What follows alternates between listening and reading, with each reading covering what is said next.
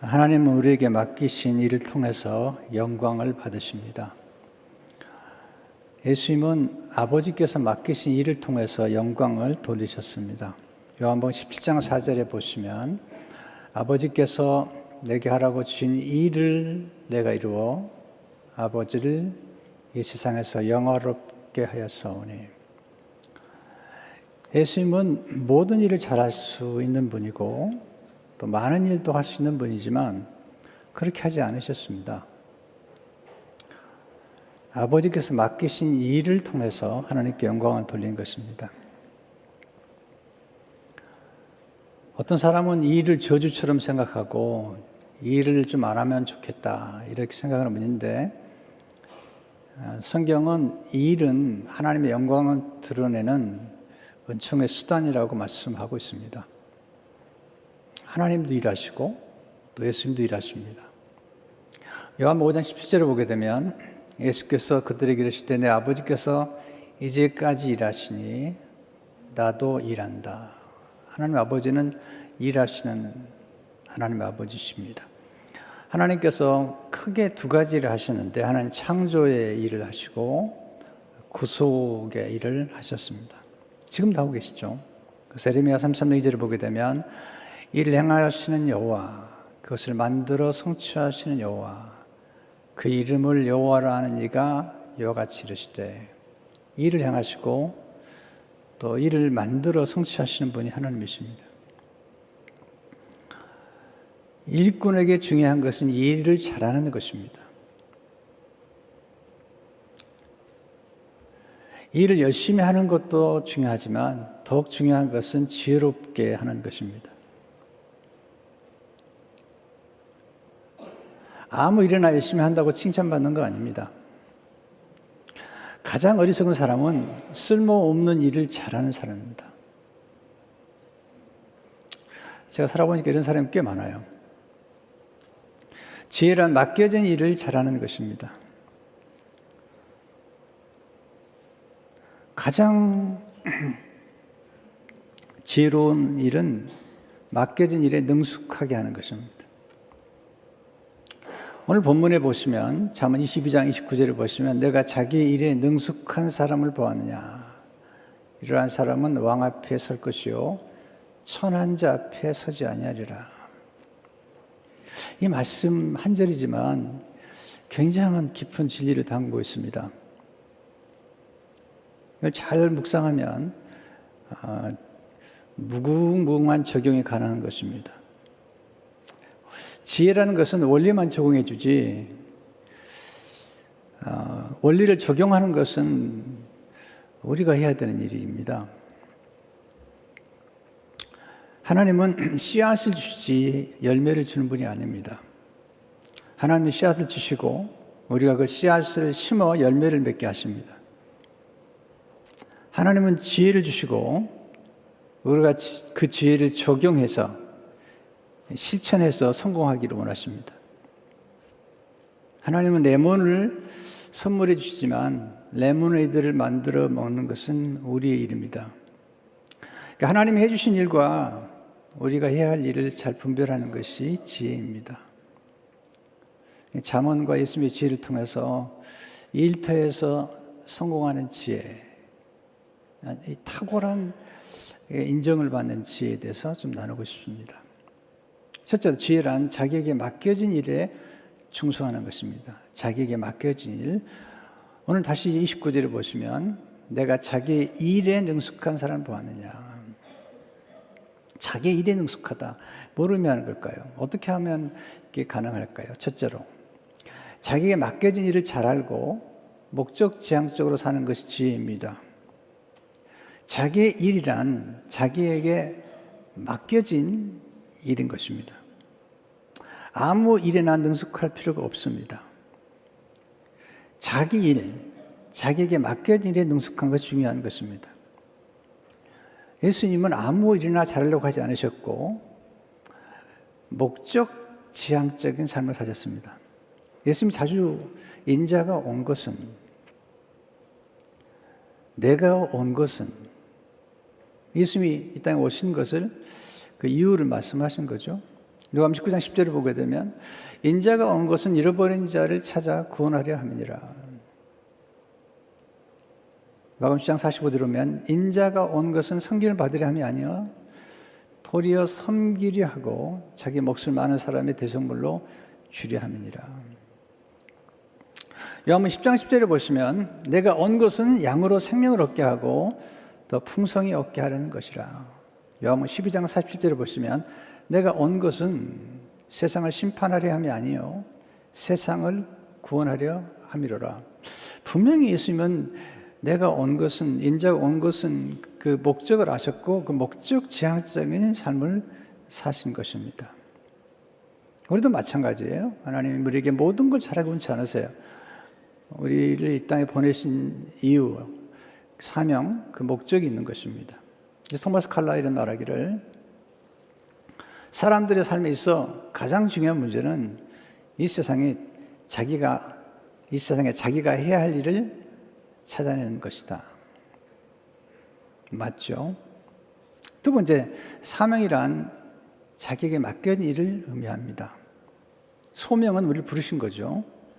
특별한 목적을 위해서 부르신 거고요. 사명이란 우리를 보내신 거죠.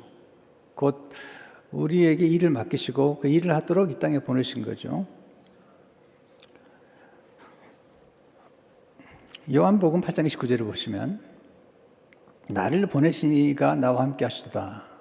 난 항상 그가 기뻐하신 일을 행함으로 나를 혼자 두지 아니하시느니라. 우리는 다 하나님의 보내심을 받은 자죠. 요한복음 17장 18절을 보시면 아버지께서 나를 세상에 보내신 것 같이 나도 그들을 세상에 보내었고, 주님이 부활하신 다음에 요한복음 20장 21절에서 예수께서 이르시되 너에게 평강이 있을지어다. 아버지께서 나를 보내신 것 같이 나도 너희를 보내노라. 이게 사명입니다. 어떻게 사명을 발견할 수 있죠? 직접 하나님 말씀할 수도 있지만 많은 경우는 성경을 통해서 또는 우리 주위에 있는 사람들을 통해서 말씀하시는 걸 보게 됩니다. 우리 주위에 있는 분들이 우리를 관찰하다가 우리에게 가지고 있는 사명을 말해 줄 수가 있습니다. 예수님도 제자들의 일터의 현장에서 그들을 관찰하시는 중에 그들을 부르신 것을 보게 됩니다. 우리의 사명은 우리의 재능과 관련이 있습니다. 영적 은사와 관련이 있죠. 에머슨은 모든 사람에게는 천직이 있다. 천직을 갖는 데 가장 중요한 역할을 하는 것이 재능이고 재능은 곧 사명이다. 어떻게 재능을 알 수 있죠? 재능은 우리가 잘하는 거예요. 잘 배우고 또 빨리 배우는 거예요. 또 계속 배우는 거예요. 재능 우리가 열정을 가지고 있는 것, 또 좋은 결과를 만들어내는 것, 우리의 관심, 세상의 필요를 내가 채우고 싶은 어떤 것. 아리스토텔레스는 말하기를 당신의 재능과 세상의 필요가 교차하는 그곳에 당신의 사명이 있다. 하나님 우리 각 사람에게 놀라운 재능을 주셨어요. 이 재능을 발견하셔야 됩니다. 다른 사람이 가진 재능을 부러워하지 마세요. 이게 우리가 자신이 가진 재능을 발견하지 못하는 가장 슬픈 이야기예요. 다른 사람이 가진 재능을 부러워하다가 자기에게 주신 재능을 발견하지 못해요. 자신에게 주어진 재능을 발견하지 못하고 죽는 걸 부끄럽게 생각해야 됩니다. 에릭 프롬은 말하기를 대부분의 사람들은 태어나기 전에 죽는다. 너무 안타까운 얘기죠. 여러 가지 의미가 있겠죠. 태어나기 전에 죽는다. 자신이 가진 재능이나 은사를 발견하지 못하고 그걸 개발하지 못한 채 죽는 것입니다. 사명은 우리의 기질과 성향, 또 우리 안에 있는 거룩한 부담감, 우리 안에 있는 열정, 관심, 강점, 우리가 만드는 성과와 관련이 있는 것입니다. 저는 목회자가 될 거라고 생각하지 못했습니다. 근데 저를 관찰하셨던 목사님이 우리 강주민 학생은 목회자의 부르심이 있어요. 잘 몰랐죠. 근데 그렇게 말씀해 주시고 그걸 놓고 계속 기도하는 가운데 죄송합니다. 기도하는 가운데 제가 가진 부르심이, 제게 주신 부르심이 목회자라는 것을 알게 됐습니다. 더더욱 알게 된 것은 뭐냐면 그 당시에 이제 설교하러 오시는 많은 목사님들을 설교를 들으면서 너무 설교가 은혜가 되는 거예요. 그건 너무 놀라운 거예요. 목사님들이 강단에 서가지고 한 문장 얘기하고 그 다음에 또 다른 문장을 얘기하고 또 다른 문장을 얘기하는데 원고를 안 보시는 거예요. 그리고 어떨 때는 칠판 하나 놓고 2시간 동안 이렇게 성경도 하시는데 원고를 하나 보지 않고 계속 하시는 거죠. 저게 뭘지? 너무 관심을 많이 가졌어요. 그래서 고3 때 공부는 안 하고 부흥회만 다녔습니다. 왜 이렇게 너무 좋아서, 너무 놀라워서. 지금도 저는 설교를 일주일에 3편 이상 듣습니다. 너무 좋습니다. 네. 관심이 많습니다. 또 영성에 관심이 많고 또 재능을 개발하는 이런 리더십에 관심이 아주 많습니다.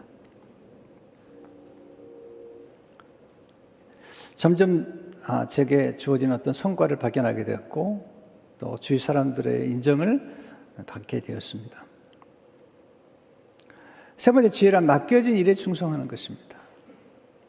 굉장히 중요한 겁니다. 지혜란 자신이 원하는 일보다 자신에게 맡겨진 일에 충성하는 것입니다. 지혜란 자신이 좋아하는 일보다 자신이 마땅히 해야 할 일에 충성하는 것입니다. 세상은 당신이 좋아하는 일을 찾으라고 그러지만 하나님은 그렇게 말씀하지 않으세요. 하나님은 좋아하는 일보다는 맡겨진 일에 마땅히 해야 할 일에 충성하라는 겁니다. 그리고 맡겨진 일을 사랑하는 법을 배우라는 것입니다. 하나님이 보시는 건 먼저 태도를 보시죠.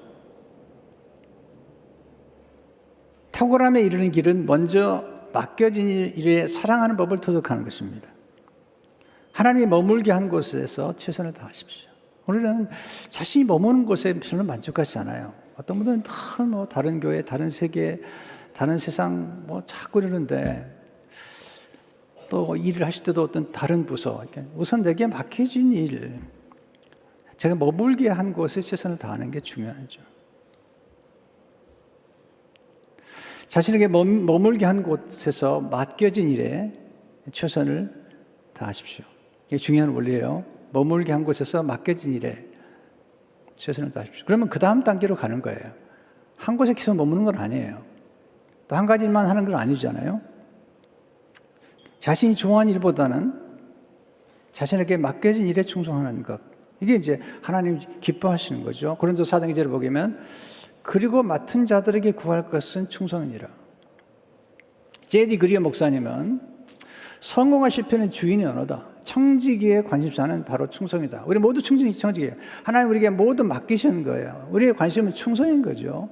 성공과 실패에 대해서 언급하는 것은 주인이 하는 일이고 또 하나님은 성공과 실패보다는 충성에 관심이 많은 분이세요. 태도에 관심이 많은 분이죠.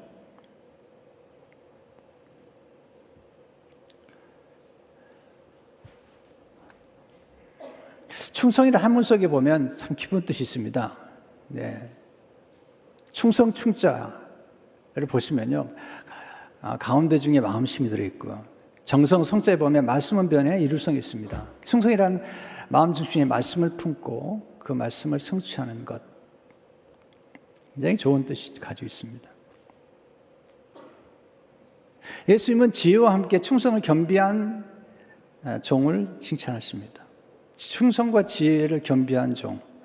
마태복음 4장 45절에 47절에 보면 충성되고 지혜 있는 종이 되어 주인에게 그 집 사람들을 맡아 때를 따라 양식을 나눠줄 자가 누구냐? 주인이 올 때 그 종이 이렇게 하는 것을 보면 그 종이 복이 있으려다. 내가 진실로 너에게 이르노니 주인이 그의 모든 소유를 그에게 맡기리라. 네 번째, 지혜란 작은 일에 충성하는 것입니다. 천국의 비밀은 작은 것 속에 담겨 있습니다. 많은 분들이 이걸 몰라요. 이걸 놓치고 있어요. 처음부터 좀 큰 일을, 위대한 일을, 대단한 일을 생각하는데 하나님의 나라의 원리는 절대로 그렇지 않아요. 맡겨진 일, 작은 일에 충성하는 것. 내 것이 아닌데 맡겨진 일에 충성하는 것. 이게 굉장히 중요한 것이죠. 달란트 비율 아시잖아요. 각각 1달란트, 2달란트, 5달란트를 그들의 능력에 따라서, 카포시티, 그들의 재능에 따라서 맡기신 건데 2달란트, 5을 받은 사람들은 똑같이 남기잖아요. 칭찬한 걸 들어보세요. 마태복음 25장 15면 그 중에 이르되 잘하여도 착하고 충성된 종아. 이 성품이 중요해요. 착하고 충성된 종아. 내가 적은 일에 충성하심에 내가 많은 것을 내게 맡기리니 내 주인의 즐거움에 참여할지도 하고. 그러니까 성품이 좋으면 적은 일에 충성하다 보면 더 많은 것을 맡게 되는 거죠. 점점 탁월해지는 거죠.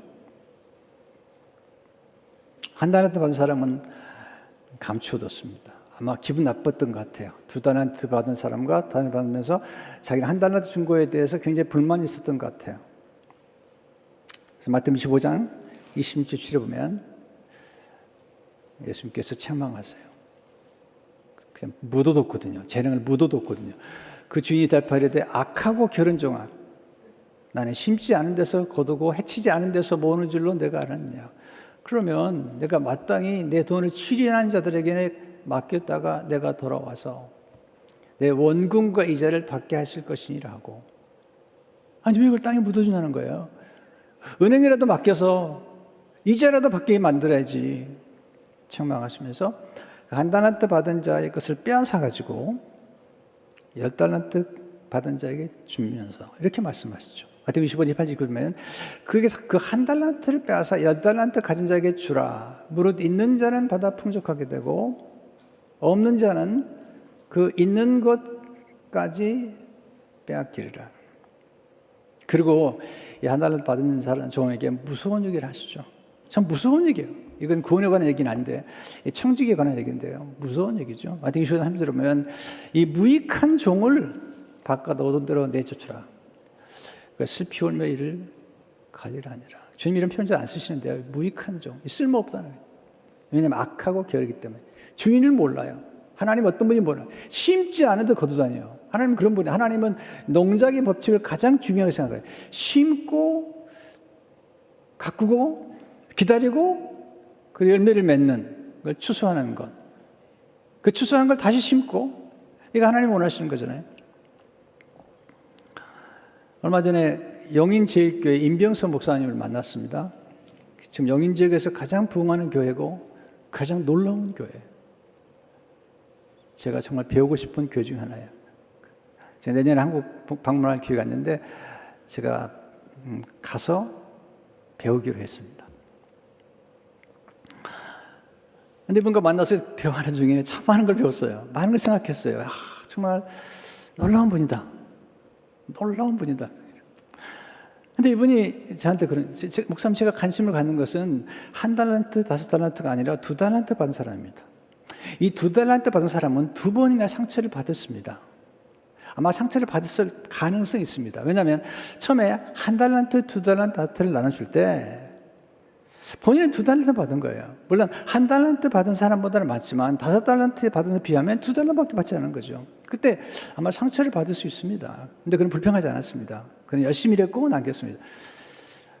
두 번째는 나중에 주인이 왔을 때 1달란트 받은 사람 걸 빼앗아 가지고 10달란트 받은 사람에게 주었습니다.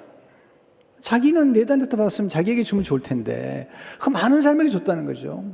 근데 2달란트 받은 사람은 불평하지 않았습니다. 저 사람은 능력이 많기 때문에 더 많은 일을 감당해야 돼 라고 생각하면서 불평하지 않았다는 겁니다. 그러면서 교회는 1달란트 받은 사람이나 5달란트 받은 사람보다는 2달란트 받은 사람, 자기에게 맡겨진 일에 최선을 다하고 거기에 충성을 다할 뿐만 아니라 거기에 만족하고 감사할 수 있는 사람이 필요하다는 거죠. 놀라운 통찰이었습니다.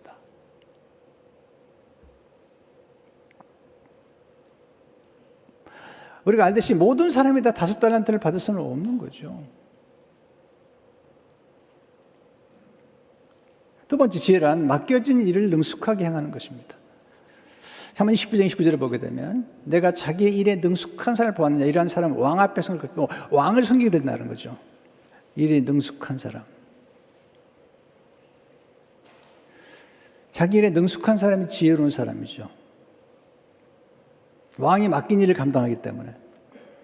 여러분, 재능을 발견하는 것만으로 부족해요. 그 재능을 개발하고 그 재능에 능숙해져야 됩니다. 이 경지를 내면 엄청난 훈련을 해야 돼요. 재능을 연마해야 되고요. 재능을 개발해야 되고요. 발견해야 되고요. 그리고 계속해서 재능을 개발해야 돼요. 그때 빛을 발하죠. 능숙이란 단어의 한문을 보면 능할 능에 이글숙에 합성한데요. 능하다는 것은 아주 뛰어나다는 것을 의미해요. 보통보다 더 뛰어난 것입니다. 이글숙이라는 한자는 무르익는 것을 의미해요. 어느 경지에 이르는 것이죠. 무르익었다. 능숙함이란 어떤 경지에 이르는 것이죠. 자신의 분야를 통달하는 것을 의미해요.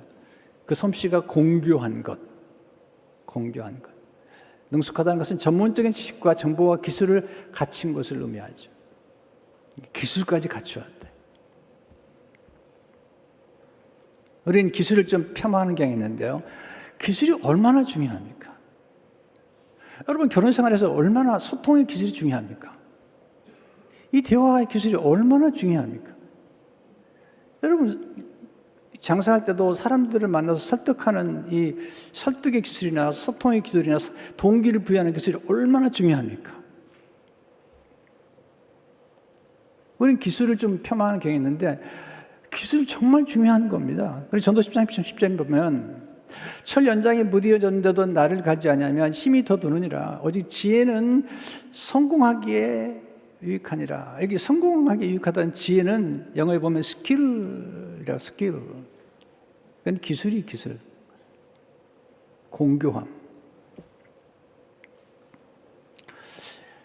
이상하게 한국 사회는요, 성공을 그렇게 추구하면서도 성공한 사람들을 끌어내리고요, 또 그에서도 이렇게 성공이라는 단어를 되게 싫어하는 분들이 많으세요.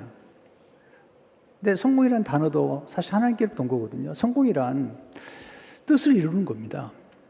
목적을 이루는 겁니다. 우리가 성공하면 무조건 세속적인 성공을 생각하지만 사실 성공이라는 단어는 굉장히 중요한 단어죠. 원뜻은 목적을 이루는 겁니다. 지혜자들은 제가 공부해 보니까 성공을 깨달음의 경지라고 말합니다. 그러니까 득도의 경지. 음악으로 하면 득음의 경지죠. 득음의 경지. 지혜자들이 말하는 깨달음의 경지는 생명과 사명을 동시에 추구하는 거예요. 자기만 잘 되려고 하는 게 아니고 사람들의 생명을 살리는 거죠. 요셉이 그렇잖아요. 그가 꿈을 이름으로 생명을 살리는 사명을 완수하는 거죠. 예수님도 마찬가지잖아요. 생명을 살리잖아요.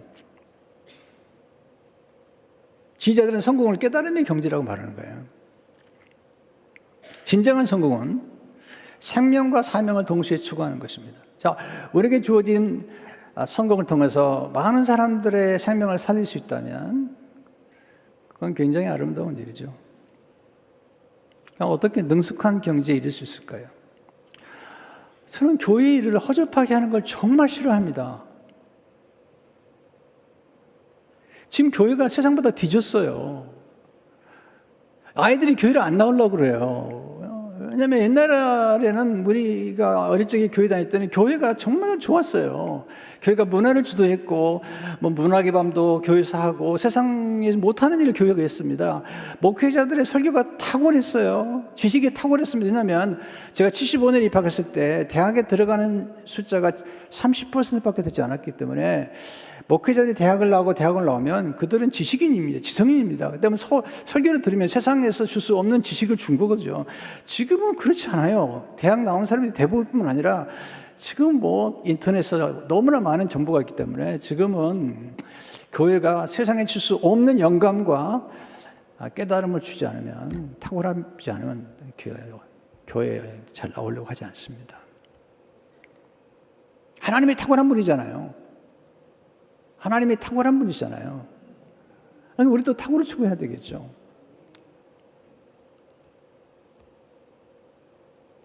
교회 일이니까 대충 해도 된다. 그런 얘기 하지 마시라고요.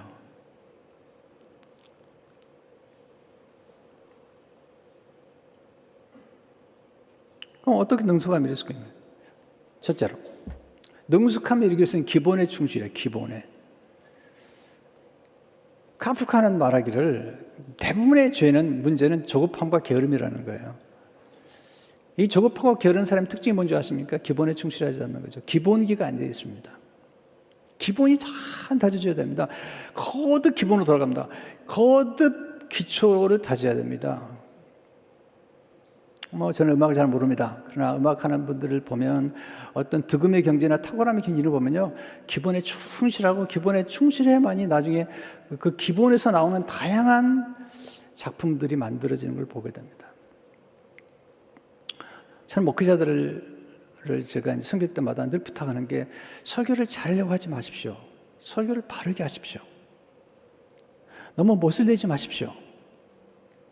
설교는 하나님의 말씀이고 양식입니다. 본문이 뭘 말하려고 하는지, 하나님이 뭘 말하려고 하는지 거기에 집중하십시오. 이걸 제가 강조합니다.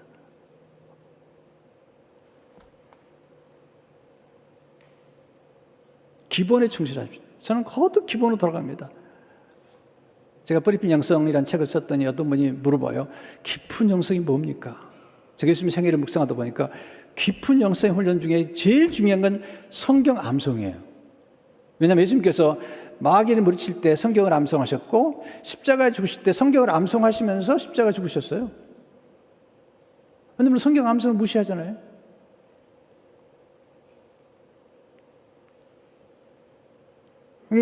우리가 정말 기본으로 거듭 돌아가지 않으면 우리가 계속 발전할 수가 없습니다. 두 번째, 능숙함에 이르기 위해서는 먼저 한 분야에 집중할 줄 알아야 됩니다. 많은 걸 잘하려고 하지 마세요. 한 분야에 집중할 줄 알아야 됩니다. 예수님께서 말씀하신 것은 가지치기 원리죠. 요한복음 15장 2절을 보시면, 물은 내게 붙어 있어 열매를 맺지 않는 가지는 아버지께서 그를 제거해 버리시고, 물이 열매를 맺는 가지는 더 열매를 맺게 하려 하여 그것을 깨끗하게 하시느니라. 이 집중하는 거죠. 가지치는 거죠. 루벤 브룩스라는 교수님, 제 멘토신데, 그분이 브라질 선교사로 계시다가 탈보신학교에 교수로 계셨는데, 그분이 저를 멘토링해 주셨어요. 한번 제가 교수님 찾아가서, 교수님, 제가 여러 가지 길이 있는데 고민이 많습니다. 그랬더니 제가 주셨던 말씀 가운데 한 가지입니다. 가지치기를 하십시오. 집중하십시오. 그래서 저는 집중하기 시작했어요. 목회자의 길을 가기 시작했고, 그리고 저는 설교자이기 때문에 저는 교회를 키우기 전에 떡을 키웠습니다. 이게 떡이 설교거든요. 빨리 교회를 키우려고 생각하지 않았습니다. 내가 전하는 말씀이 떡이 커지면 자연적으로 교회가 성장할 거고 자연적으로 영향을 끼칠 거라는 생각을 한 거죠. 한 분야에 능숙해지면 다른 분야도 능숙해질 가능성이 없습니다. 세 번째, 능숙함에 이르기 위해서는 비싼 값을 지불할 줄 알아야 되죠. 어떤 경기를 하려면 엄청난 대가를 지불해야 됩니다. 다윗은 물맷돌 던지는 능숙했잖아요. 얼마나 연습을 많이 했으면 골리앗을 만났을 때 한 번에 끝내잖아요. 얼마나 수금을 연습을 많이 했으면 사울에게 들렸던 귀신이 떠날까요? 그건 경제 이런 거죠. 음악이 얼마나 많은 사람의 생명을 치유하는지, 병을 치유하는지 몰라요. 음악도 사람을 살리는 거예요.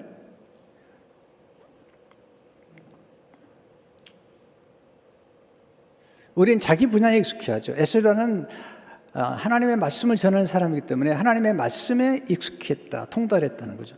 에스라 7장 뒤를 보게 되면, 이 에스라가 바벨론에서 올라왔으니 그는 이스라엘의 하나님 여호와께서 주신 모세 율법에 익숙한 학자로서 그 하나님 여호와의 도우심을 입음으로 왕에게 구하는 것은 다 받은 자이더니, 율법에 익숙했다는 것은 율법에 통달했다는 거예요. 그래서 하나님의 도우심도 받았고 왕에게도 구하는 것은 다 받는 자였다는 것입니다. 저는 이렇게 통달, 어떤 경제 이러는 데 관심이 많은 사람이에요. 역대하 3장 22절을 보게 되면 히스기야는 여호와를 섬기는 일에 통달한 모든 레위 사람에게 위로하였더라. 섬기에 통달한 레위 사람들이 주로 노래하고 제사장으로 예배를 섬겼던 사람들인데 그들이 섬기는 일에 통달해서 하나님을 섬기는 일은 그들이 이러했다는 상을 준 거죠. 세상 사람들도 탁월한 걸 추구하잖아요. 다니엘 7장 4절을 보시면 곧 흠이 없고 아름다우며 모든 재주를 통달하며 지식이 구비하며 학문에 익숙하여 왕궁에 모실 만한 소년을 데려오게 하였고 그들에게 갈대아 사람의 학문과 방언을 가르치게 하였고. 저는 목회자의 길을 가면서 어떤 분들은 목회자의 길을 가면서 하다가 다 안 되고 다 실패하니까 신학교 갔다 그럴 때마다 열이 받치는 거예요. 물론 그럴 수 있습니다. 그러나 이 목회자의 길이라는 것은 정말 탁월함을 추구하는 길인데 일찍부터 해도 힘든 거예요.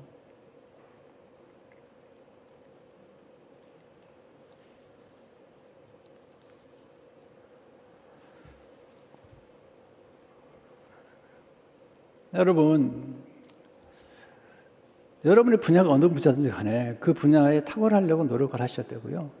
또 교회에서 일을 하더라도 본인 맡겨진 일에 탁월함을 추구하는 훈련을 해야 됩니다. 저는 지금 꿈이 많아요. 우리 교회도 지금 정말 최선을 다하고 있지만 우리 나름대로 최선을 다하지만 이게 여러 가지 좀 손볼 때가 좀 있어요. 지금 재정만 좀 확보가 되면 하고 싶은 게 많아요. 요즘 아이들 보세요. 유니버설 스튜디오 가거나 디즈니랜드 가면요. 이게 뭐 너무 다른 거예요. 음향도 너무너무 놀라운 거예요. 영상도 놀라운 거예요. 교회 오면 촌스러운 거예요. 이건 진짜. 화장실 가보세요. 한국 가보세요. 그냥 어딜 가도 비데야. 얼마나 깨끗한지 몰라. 근데 교회에 오면 너무 지저분한 거예요. 그러니까 교회 와서 화장실 안 가려고 그러다가 변비가 생겨. 그렇지 않도록 해야 됩니다.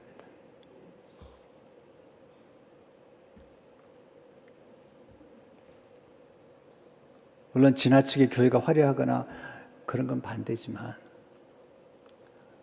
아이들이 오게 해야 되잖아요.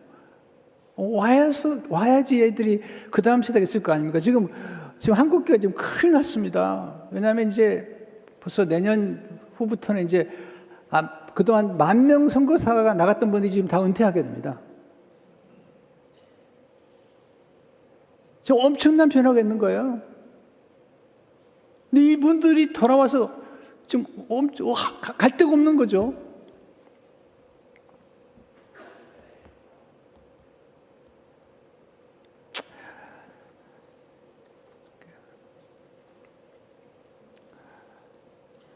제가 이제 유학을 가니까 사람들이 막 그러는 거예요. 그 당시 전도사인데 전도사님 미국 가서 공부하고 좀 실력 있는 목사가 실력 있는 목사가 뭐냐는 거예요. 그 말은 뭐냐면 실력 없는 목사도 많다는 거예요. 신자들이 원하는 게 뭐냐면 실력 있는 목사가 좀 나오면 좋겠다는 거예요. 그것이 뭔지는 모르지만 제 나름대로 지금은 감을 잡았지만 저한테 묻지는 마세요. 근데 그런 것 같아요.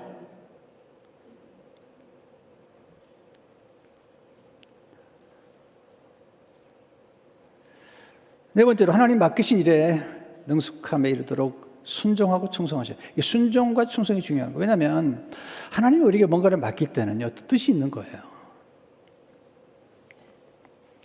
하나님은 우리가 좋아하는 걸 하라는 얘기를 하는 게 아니라 맡긴 일에 충성하라는 거예요. 그리고 맡긴 일을 좋아하라는 거예요.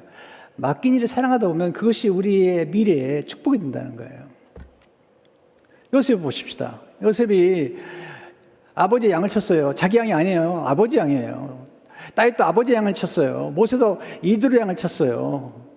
자기 게 아닙니다. 자기 게 아닌 걸 맡아서 잘하는 사람이 필요하고요. 요셉이 그런데 국무총리가 되기 전에 가정총무가 되거든요. 근데 가정총무 일 잘했어요. 가정총무 일과 그 다음에 감옥에 들어갔는데 감옥에서 사무 보는 거하고 국무총리가 하는 일하고 똑같아요. 뭐만 다르냐면 사이즈만 다른 거예요. 양을 목양하는 것, 양에게 먹이고 키우고 양을 지키고 보호하는 것과 백성을 먹이고 키우고 탁월하게 만드는, 이건 똑같은 거예요. 그래서 하나님께서 다윗에게 이스라엘을 맡긴 거죠. 시편 78편 70절 72절을 보세요. 또 그의 종 다윗을 택하실 때 양의 우리에서 치유하시며 전장을 지키는 중에서 그들을 이끌어내사 그의 백성인 야곱 그의 소유인 이스라엘을 기르게 하셨더니 이에 그가 그들을 자기 마음의 완전함으로 기르고, 태도죠. integrity of heart. 그의 손의 능숙함으로 skillful hands, 그들을 지도하였다. 여러분, 탁월한 외과 의사라면 손이 스킬풀해야죠. 연주하는 분들은 손이 중요하잖아요. 네.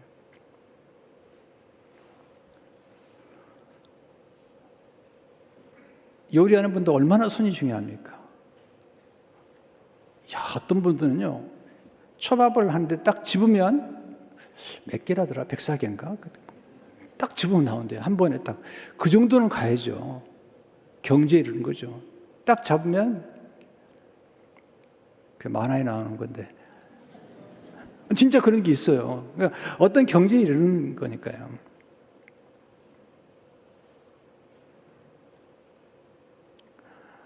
왕 중에 왕이신 하나님께 쓰임받기 위해서 능숙한 일꾼이 되어야 됩니다. 다시 한번 29절을 보세요. 내가 자기 일에 능숙한 사람을 보았느냐. 이런 사람은 왕 앞에 설 것이요. 왕에게 쓰임받는 게 얼마나 영광입니까?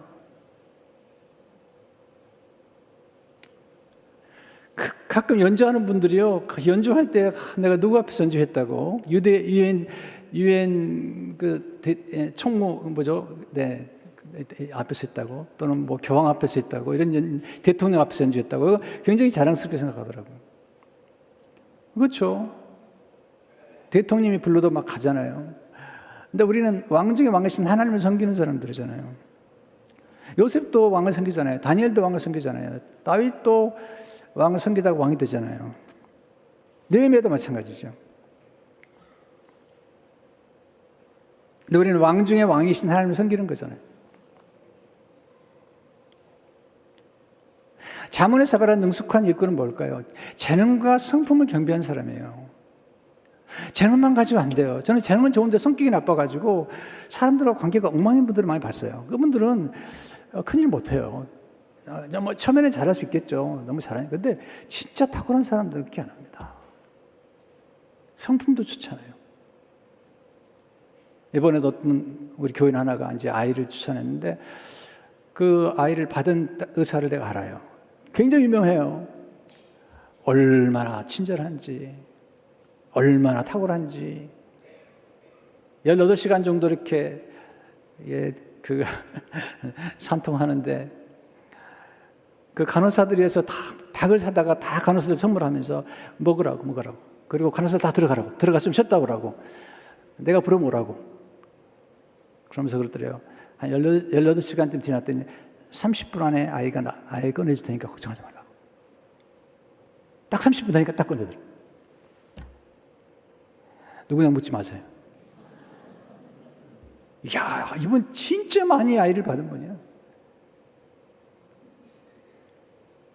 그러니까 경제 이런 거죠. 딱 보면서 앞으로 30분 안에 아이가 나올 거라는 거죠. 얼마나 친절한지. 간호사들이 너무 좋아한대요. 이분 오시면.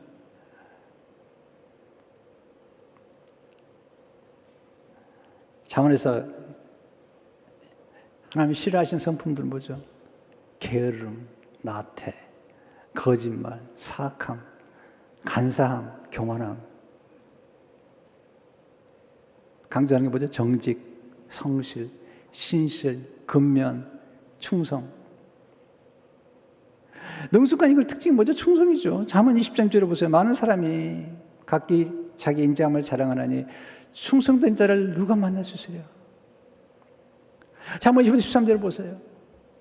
충성된 사단은 그를 보내내기에 마치 추수하는 날에 얼음 냉수 같아서 너희 그 주인의 마음을 시원하게 하느니라. 여러분, 교회는 충성된 군이 필요한 거예요. 정말 제가 목회하다 보니까 어떤 장로님들은요, 목사님을 반대하고 목사님을 괴롭히는 게 자기의 사명이라고 알더라고요. 난 너무 깜짝 놀란 거예요.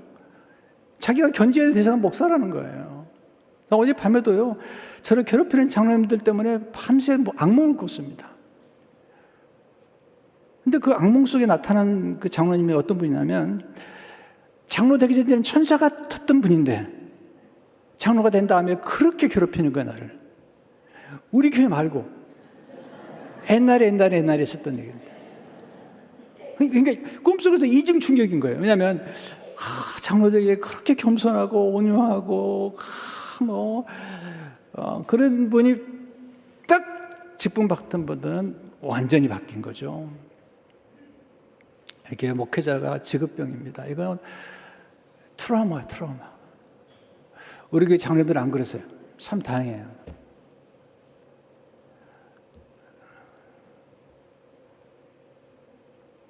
충성된 거. 예수님이 얼마나 충성되셨어요? 모세가 얼마나 충성됐어요? 히브리서 3장 5절을 보세요.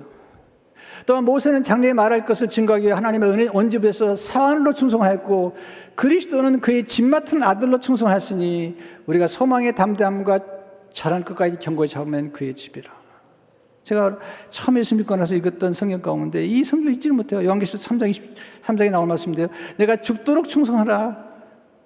그럼 내가 내게 생명의 면류관을 주리라. 근데 가슴에 팍 박혔어요. 죽도록 충성하라. 우리에게 좋은 동역자가 필요해요. 우리 교회에는 참 좋은 분들이 많으세요. 잠언 10장 17절을 보시면 철이 철을 날카롭게 하는 같이 사람이 그의 친구의 얼굴을 빛나게 하느니라. 잠언 13장 20절을 보게 되면 지혜로운 자와 동행하면 지혜롭고 미련한 자와 사귀면 해를 받느니라. 잠언 10장 10절 의인의 열매는 생명나무라 지혜로운 자는 사람은 제 모든 관심은요 사람 얻는 겁니다. 교회에서도 모든 규정을 개정할 때도 어떻게 하든 사람을 놓치지 않으려고 제가 거기에 관심이 많아요. 너무 교회가 사람 많이 잃어버리는 거예요. 능숙한 일꾼은 특별히 교회 안에서 성령의 도우심 없이는요 능숙해지 없습니다. 그런서 2장 10절에 보면 오직 하나님의 성령으로 이것을 우리에게 보이셨으니 성령은 모든 것 곧 하나님 깊은 것까지도 통달하시니라. 저는 늘 기도합니다. 하나님 성령님 역사해 주십시오. 오늘 또 성령께서 감동해 주셔야지 성도들의 은혜를 받지. 어떤 분은 교회 오면 주무세요. 참. 내가 물어보니까 하나님이 사랑하는 자에게 잠을 주신다고 그랬다고 그러시는데요. 근데 제가 늘 봐요. 내가 설교하기 전부터 주무신 분은 내 책임이 아닌데 설교한 후로부터 주무셨으면 그건 내 책임이거든요.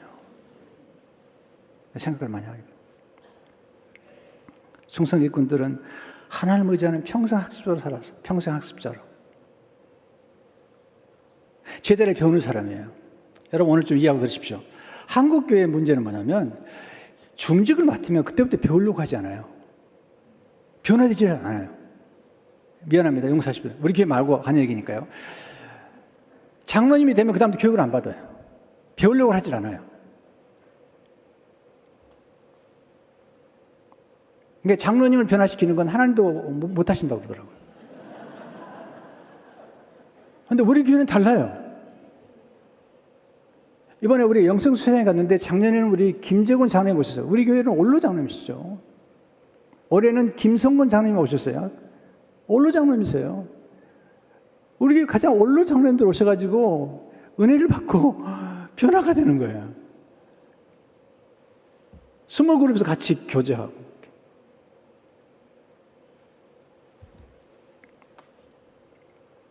여러분 배움을 멈추면 성장을 멈추고 영향력을 끼칠 수 없습니다.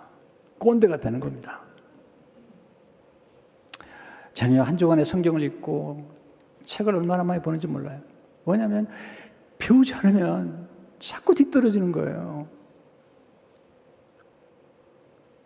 교회가 완전히 노쇠가 되어버리는 거예요. 젊은이들이 안 오는 거예요.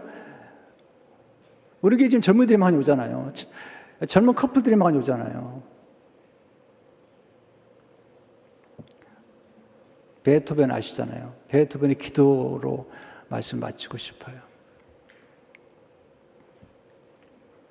우리로 하여금 옳은 일을 하게 하옵시고 도달하기 어려운 목표를 향해 힘껏 노력하게 하옵시며 하나님이 우리에게 주신 재능을 최대한 발휘하도록 또 절대 배움을 멈추지 않도록 하옵소서. 감동해. 재능을 최대한 발휘하고 그가 청각을 잃었을 때도 최대한 절대 배움을 멈추지 않도록 하옵소서. 예술가의 고백이죠. 저의 기도도 마찬가지입니다. 하나님 제게 지금 주는 최대한 발휘하도록 그리고 배움을 멈추지 않도록 하나님 우리 일을 통해서 축복하세요. 이 일을 통해 영광을 받으시는 거죠. 이 일은 저주가 아니에요. 이 일은 축복의 통로예요. 하나님의 영광을 돌리시는 거예요. 우리 삶의 의미와 우리 삶의 목적과 살아야 될 이유 중에 하나가 일인 거예요. 나이가 들어도 일을 하셔야 돼요. 은퇴한 후에도 의미 있는 일을 하셔야 돼요. 중보기도 하세요. 교회 안에서도 얼마나 일이 많은지 몰라요. 일이 많아요, 교회 안에. 제일 좋은 일은요, 예배 시간에 앉아 계시는 거예요. 여러분, 목회자가 제일 원하는 게 뭔지 아세요? 금요 예배 때 가서 교인들이 앉아 있는 거 보면 너무 고맙고, 새벽에 고맙고, 주일날도 고맙고, 그 자체도 일입니다. 아멘도 안 하십니까? 성도 여러분, 하나님의 말씀을 듣고 여러분 삶의 탁월함을 추구하는 여러분 되시길 주 이름으로 축원합니다.